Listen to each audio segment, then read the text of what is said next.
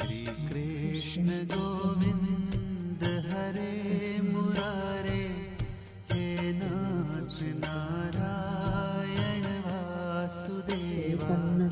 जीवे पिबस्वामृतमेतदेव, गोविंद दामोदर माधवेति।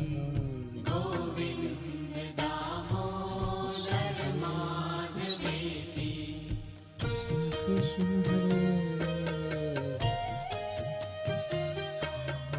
विक्रेतु कामा किल गोपकन्या, मुरारिपादार्पितचित्तवृत्तिः। दध्यादिकं मोहवशाद् वोचत्, गोविन्द दामोदर